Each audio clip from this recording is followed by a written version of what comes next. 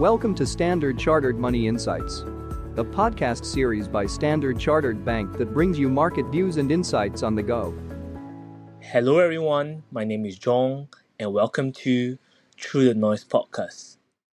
It's the second week of December and many investors' focus have already shifted to what 2024 will look like in markets. However, this is also a good time to reflect on the year that was and how it set us up for both the rest of December and as a starting point for next year. To do this, today we have with us Manpreet Gill, our CIO for Africa, Middle East, and Europe. Hello Manpreet. We started the year with widespread pessimism across markets in anticipation of recessions in the US and Europe. But we ended the year with US and European equity markets near all-time highs. Not only that, the consensus for 2024 has shifted to a soft landing scenario. What are the takeaways from this roller coaster year for you? Hi, John. Thanks for having me on. You're right, it's been a turbulent year indeed. But looking beyond the turbulence in major asset classes, I think the key takeaway for me is that investors who followed some of the time-tested investment principles have actually still been well rewarded. Just as an example, a balanced asset allocation strategy actually ended up offering a reasonable return over the full calendar year. Now, to get a little more specific, I draw three lessons from the roller coaster year that was. First is the importance of staying invested. We could almost call this the cardinal rule of preserving and growing wealth. Allocating broadly to a foundation portfolio that consists of stocks, bonds, and alternative assets, and rebalancing that periodically has historically always helped investors beat cash returns and inflation. This year, for example, investors who sold all equity holdings at the start of the year on worries of a US recession and moved entirely to the so-called safety of developed market government bonds end up with returns of only about 2.5%. It's worth reminding ourselves that equities outperform a basic diversified allocation on average of about 7 out of 10 years. So long-term, holding a diversified allocation that also includes a sizable allocation to equities based within your own risk tolerance, of course, is actually quite important to achieving long-term financial goals. So that's one lesson. A second one, of course, is to stay nimble. So staying invested does not mean just staying with a static allocation through cycles. This year, as an example, again, offered ample opportunities to benefit from such tactical shifts. Now, we know timing the market to perfection over a sustained period is difficult, even for seasoned professionals.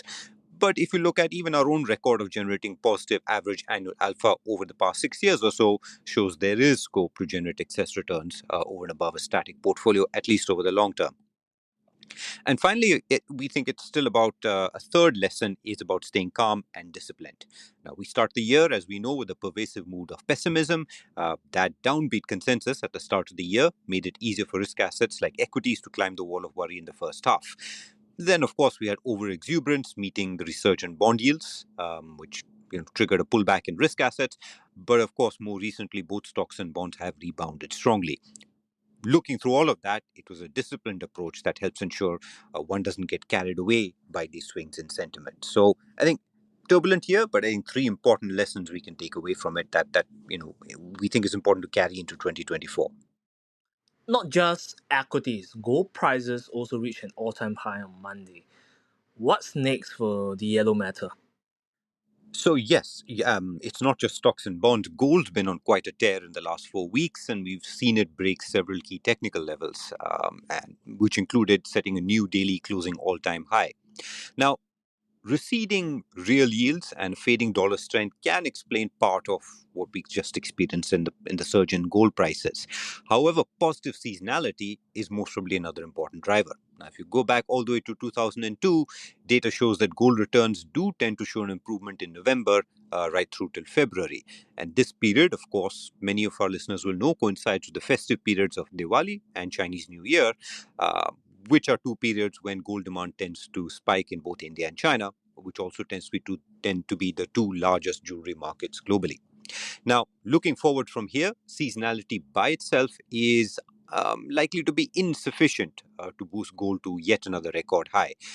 Real yields in the US dollar, they really remain the long term fundamental drivers, and for gold prices to keep rising, they need to continue their down move. And here there might be a few hurdles along the way. Technical factors, while not a headwind, are not terribly supportive either. The RSI and the stochastic oscillator indicator, just as examples of important technical indicators, they're really neutral, and the trend following momentum indicators are, if anything, only mildly bearish. So, on balance, from here, we'd really expect more of a range bound outcome for gold in the short term, really looking at a range between $2,000 on the downside and about $2,100 as resistance on the upside. We spoke about the shiny performance of gold. However, the other key commodities, crude oil, didn't have such a good year. Right, it's down more than 10% year to date, and bulk of the slump actually came in the last week. Ironically, after the OPEC Plus deepened cuts. What are your latest view on that? And maybe also the CAD, right? Since its performance is closely linked to the oil prices. Well, you're right. I think oil has experienced quite a sell-off this week, particularly, which, as you mentioned correctly, I think comes as a surprise coming through, around the OPEC meeting. Now, you can think about three potential explanations, right? One is the additional sort of cuts weren't quite formalized in the new output targets. We've got macroeconomic data, particularly in the US, in terms of job openings and ISM manufacturing. They, of course, surprised to the downside. So you had a few demand worries there. And U.S. inventories snapped, 6 consecutive weeks of building, which should have been a positive, but market participants, of course, were focused on the still elevated U.S. output.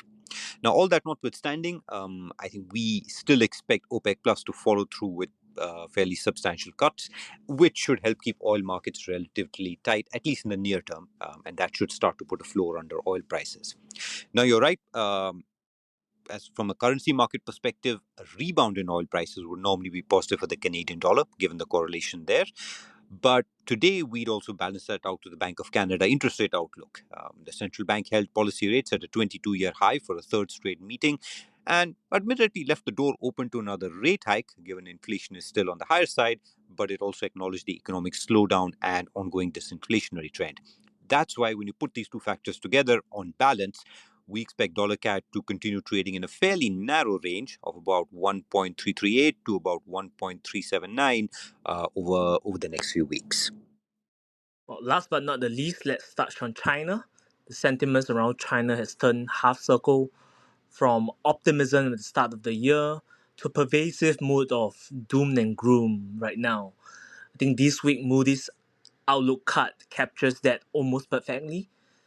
Any thoughts on the Moody's outlook cut and its implications on the China asset classes? Well, I think in the short term, we'd expect the impact on major asset classes to be relatively limited, particularly when we're talking about offshore dollar denominated bonds. So, a bit of context around that. We had another major rating agency which actually reaffirmed its rating and stable outlook one day after the Moody's change. When you think about major Chinese sovereign or quasi sovereign funding, actually a lot of it is predominantly raised on onshore markets, not offshore markets. And when you think about major non-bank corporates and commercial banks, many credit metrics are arguably quite strong on a standalone basis. So that, of course, should help mitigate things as well. So we see a limited impact on dollar bond markets. From a currency point of view, again, it's hard to draw direct conclusions from an ratings outlook change rather. And here we believe technical charts might actually offer a better view on where dollar CNH might evolve over the short term. Now, here we've had a recent crossover of the MACD indicator, and that, if anything, points to near-term upward pressure on dollar CNH. Another indicator we pay a little bit more attention to is Bollinger Bands, which is quite useful as an indicator that the pair might be entering a period of relatively lower volatility than what we experienced in the recent past.